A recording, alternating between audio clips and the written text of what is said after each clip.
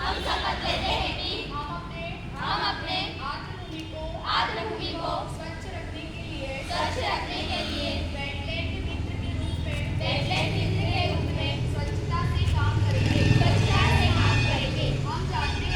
हम जानते हैं कि आर्द्रभूमि सामाजिक, आर्थिक और पर्यावरणीय हितों में महत्वपूर्ण भूमिका निभाती है।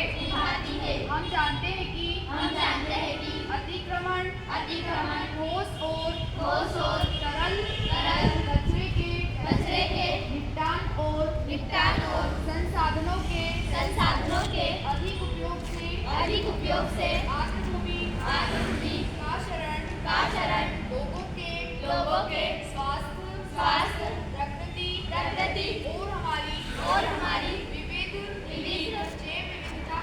जैव विविधता को प्रभावित करती है। हम जानते हैं कि सामूहिक और व्यक्तित्व प्रयास आर्द्रभूमि संरक्षण की दिशा में सकारात्मक बदलाव लाएंगे।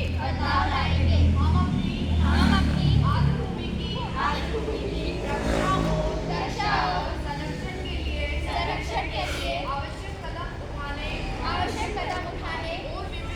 और विभिन्न हितधारकों के साथ हाथ मिलाने का संकल्प लेते हैं। हम आर्द्रभूमि को ठोस और तरल कचरे से मुक्त रखेंगे। जागरूकता फैलाएंगे और दूसरों को इस प्रयास में शामिल होने के लिए प्रेरित करेंगे।